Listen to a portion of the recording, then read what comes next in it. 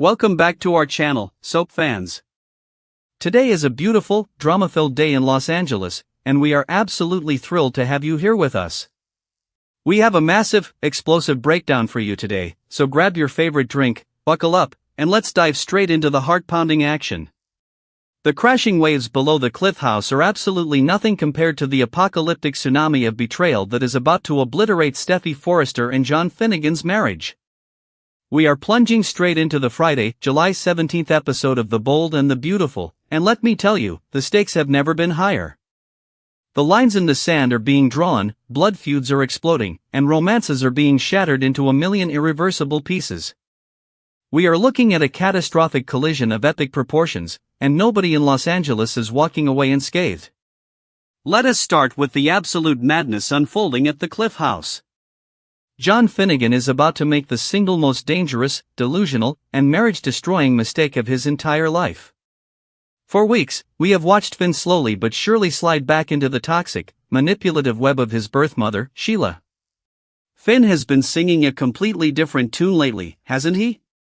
He has been watching Sheila navigate her messy divorce from Deacon Sharp, and in Finn's incredibly naive mind, Sheila is somehow taking the high road.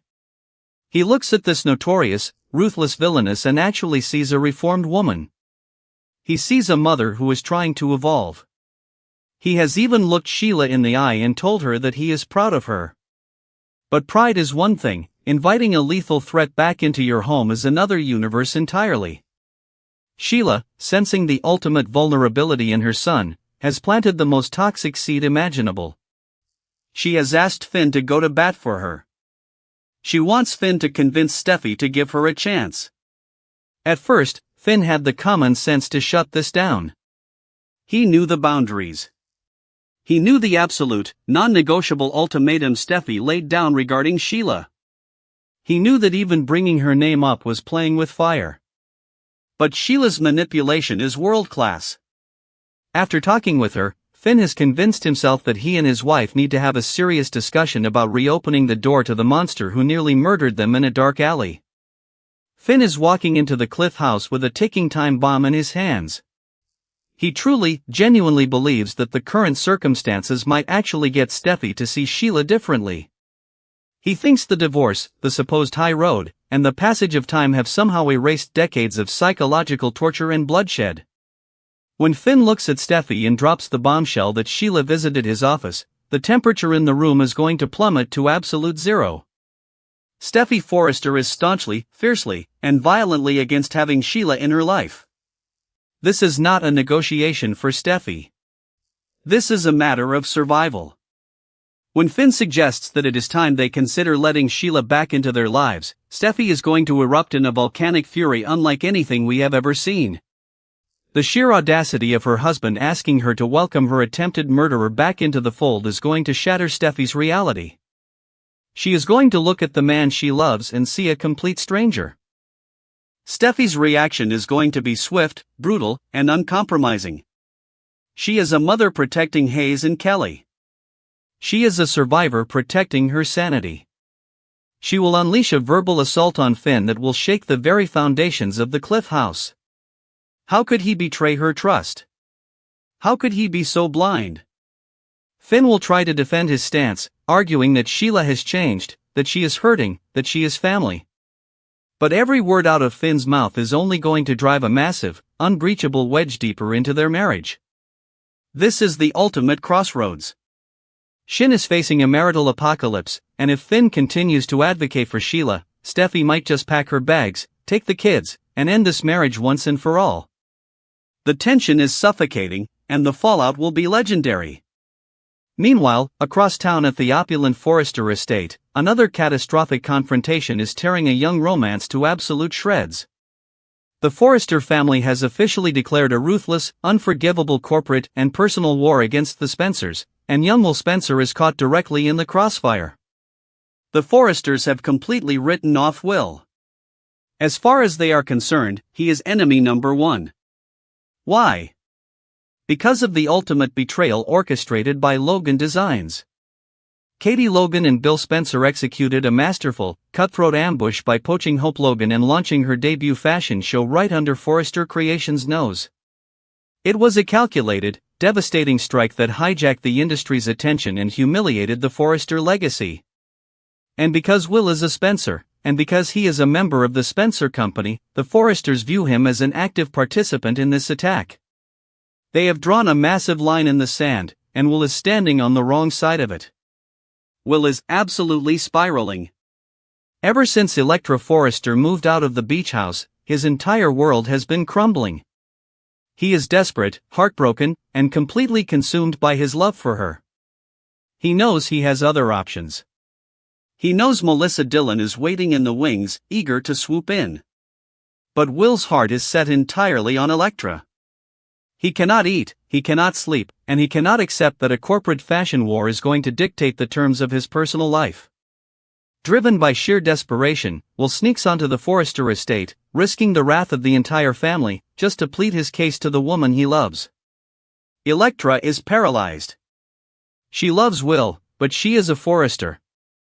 She is fiercely loyal to her family, and she is feeling the immense, suffocating pressure from every single relative telling her that Will is toxic. She is standing in the grand living room of the Forrester mansion, staring into the desperate eyes of the man she loves, completely torn between her heart and her bloodline. Will is begging her to remember what they share. He is pleading with her to separate their love from the vicious corporate warfare being waged by Bill and Katie. He is pouring his soul out, trying to bridge an impossible gap. But before Electra can even process his pleas, the ultimate authority figure steps into the room. Eric Forrester has arrived, and he is absolutely furious. Eric's legacy has been attacked. His designs were compromised, his couture launch was overshadowed, and his family is under siege. When Eric sees Will Spencer standing in his home, pleading with his granddaughter, the Forrester patriarch goes into full, ruthless protection mode. Eric makes it crystal clear to Will that he is not welcome on Forrester property. He does not just ask Will to leave, he completely banishes him. Eric's voice booms through the estate as he aligns perfectly with Ridge's agenda. Eric agrees with Ridge's aggressive attempts to persuade Electra to end her relationship with Will. The Forresters are closing ranks. They do not believe their families mix. They see the Spencers as greedy, manipulative, and entirely untrustworthy. Eric looks Electra in the eye and demands she kick Will to the curb.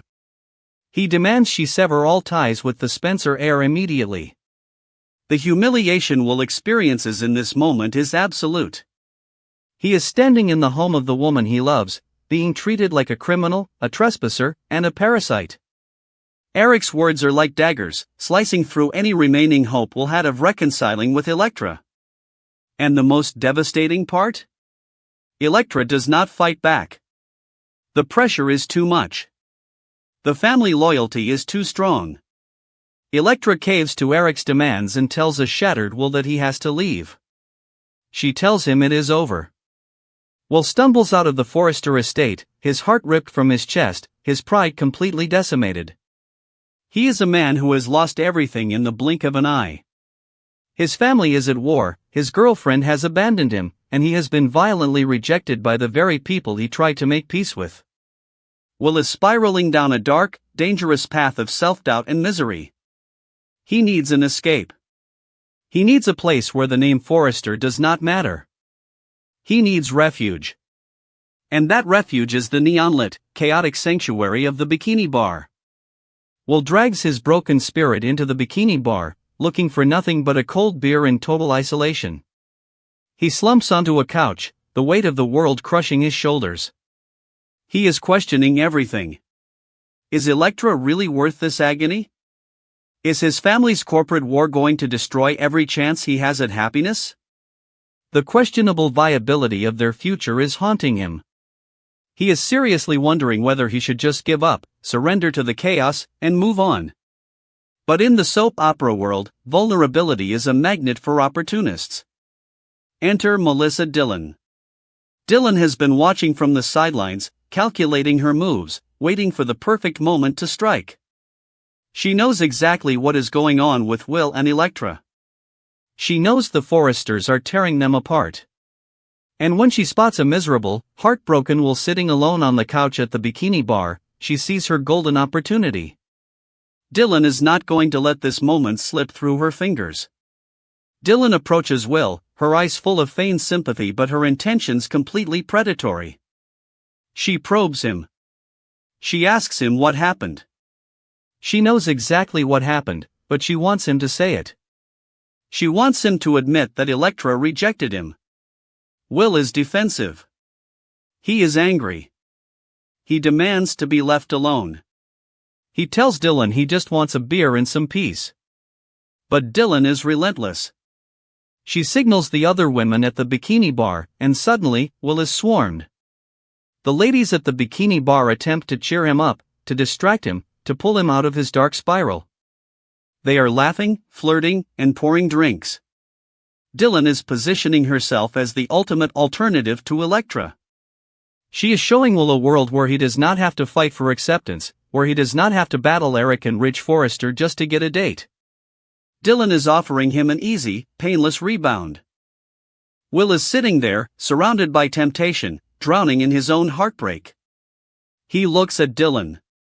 He sees a woman who actually wants him, a woman who is not burdened by the Forrester legacy or the Spencer blood feud. The temptation to just surrender, to pull Dylan close and forget the absolute nightmare he just endured at the Forrester estate, is overwhelming. Is Will going to throw away his love for Elektra and fall into Dylan's trap?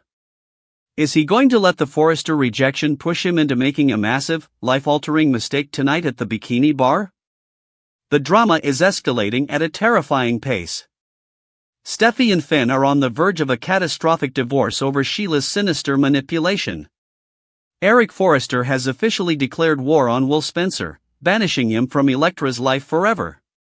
And Will is sitting in the bikini bar, spiraling out of control, right in the clutches of Melissa Dylan. The stakes are life and death, the betrayals are unforgivable, and the fallout is going to change the landscape of Los Angeles forever.